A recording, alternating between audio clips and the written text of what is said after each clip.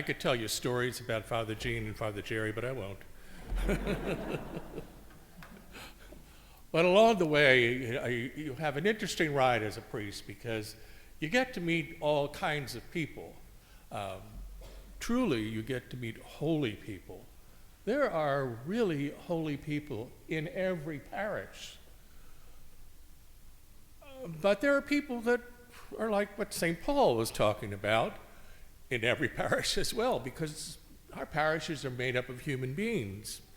I used to be down in the city in Federal Hill, and I had 3 parishes, so we altered confession every week. It just moved from one parish to the next as the weeks went on, and every time I had confessions at St. Mary's Star of the Sea, right on Riverside in Federal Hill, there was a woman that was there to pray the rosary. But she managed to pray the rosary right outside the confessional. I mean, you could not be closer. And their confessionals are the old style with the curtain. So if you just leaned into it, you could get all the dirt. And she leaned into it every single time. She was a real character. She loved her faith. She loved her church. She loved her community. But boy, was she obsessed with gossip. She loved gossip as well. And so Paul, when he talks about that to the Thessalonians, about how they are to live their lives, he is not mincing his words.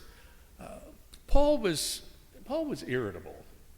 He was well-educated, and he persecuted the Christian community until he literally is knocked off his horse by the power of God.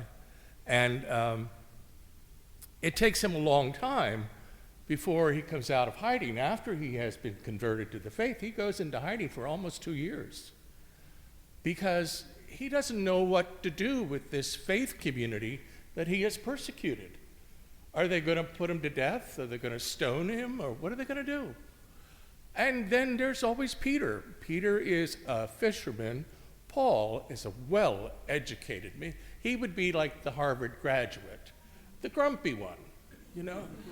He was a little guy. And in order for Paul to do his missionary work, he became a sailmaker. You always need a sail if you're out in a storm on the Mediterranean, because they rip easily, and you need somebody who can do the repair job on the way. So Paul was smart enough to learn how to do that so that he would always have access to a ship that would help him take the message to the next port. And Paul followed around the Mediterranean in all the port cities because that's where people would intersect with one another. So he wanted to meet and to welcome into the church not just the Jewish community. He would go to the Jewish synagogue if there was one in the town. That's where he would go first. But he would then go out into the town square and preach there. Oftentimes, especially in the Greek communities, they would gather in those squares to talk philosophy and politics and, you know, those good-for-nothing politicians. That same old stuff that we talk about today. And he would get there, and then he would start to witness to Jesus. And if we didn't have Paul, we wouldn't be here. You and I would not be here. He goes out, and he's the one that tells Peter, I will be the disciple for the Gentiles. And Peter's like, okay, see ya. Get out of my hair. You know, and they will eventually reconcile, and he will come back. He will, he had some good ushers, because he took up a big collection and took it back to Jerusalem for the church in Jerusalem to support it. And with his own personal conversion in faith, he becomes a man of dedication, of certitude, but he also leaves behind his anger, his doubts, his own fears. And he manages to touch the hearts and the lives of people from all over the world. And you know, the church has been doing that since the very beginning. Look, we are the world in here. In this room, we are the world. Because the faith has been passed on from generation to generation, from culture to culture, from language to language, country to country, continent to continent. It has grown and it has spread because it is a message of hope, a message of love and justice for all people. And so sometimes we have gotten caught up over the years, over the centuries, in the power that that cohesiveness brings. And sometimes we've abused that. In the days of when the Medicis and the Orsinis and all the other Italian wealthy families of Europe, as they got more and more power because of the wealth that they had, comes from trading on ships, bringing things like cinnamon from India, sugar cane from the Caribbean, and tobacco and other smokables. And they become quite wealthy, and after a while, they want the power that the papacy has. And so gradually, they will put their own children in positions of power. They will make them cardinals and priests, even though they've never spent a day in seminary.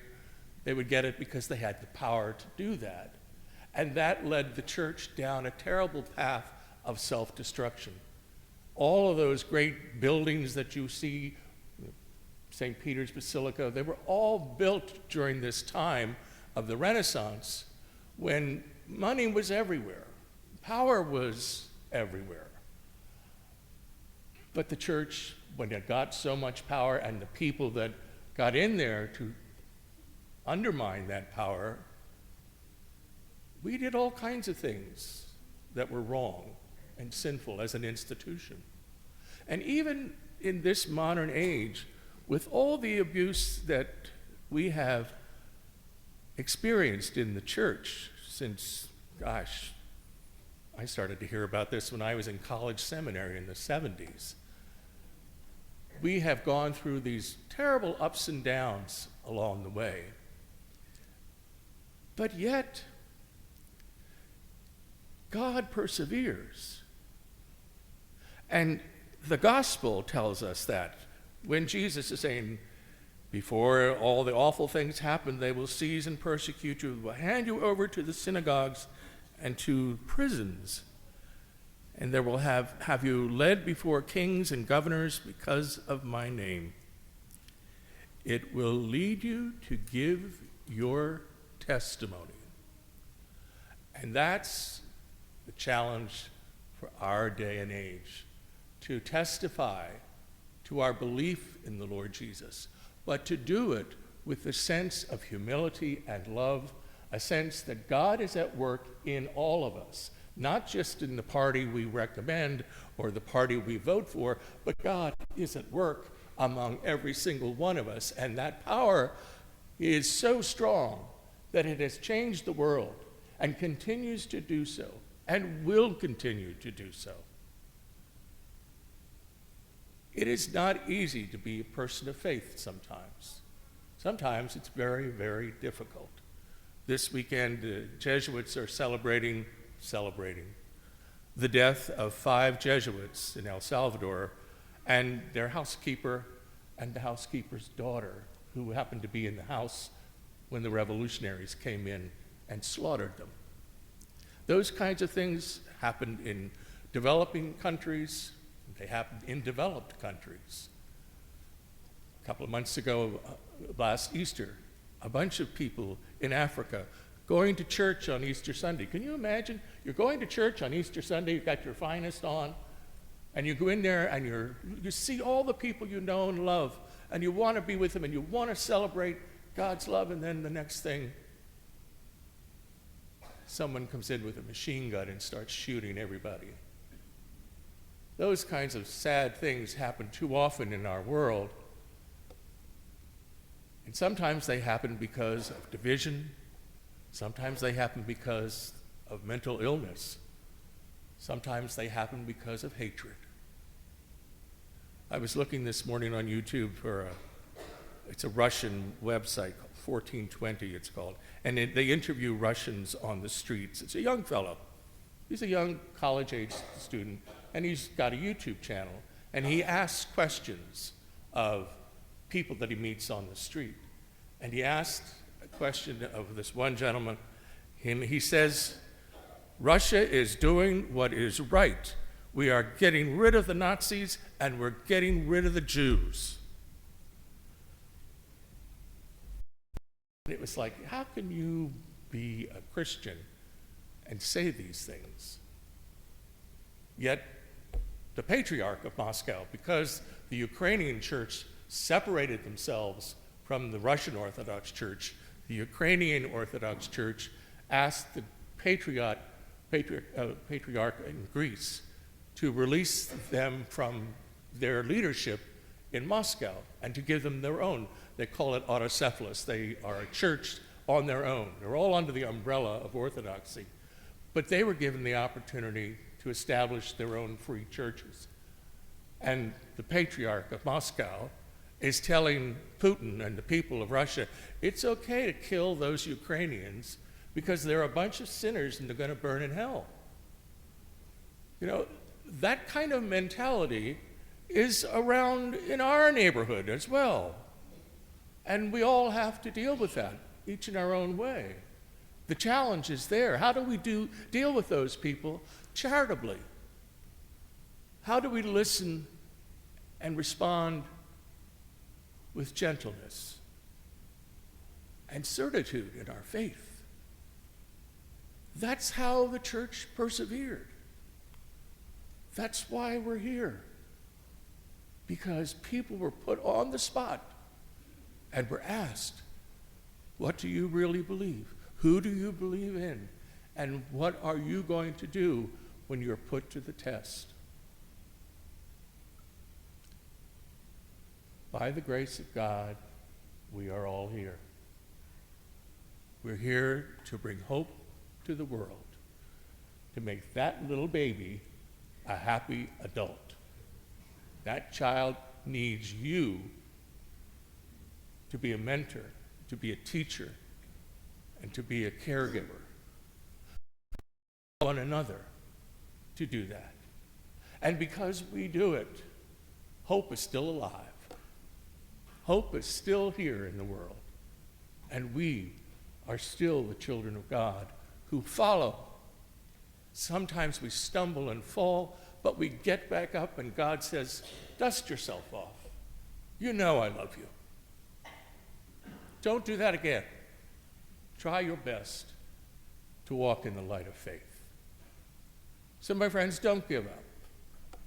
This is a difficult time in our world and in our culture. But we will get through it because God is with us and loves us and calls us forth to new life over and over and over again. And so long as you and I continue to respond, yes, I believe, Lord, help my unbelief, we will grow, the church will grow, and the world will grow in peace and justice.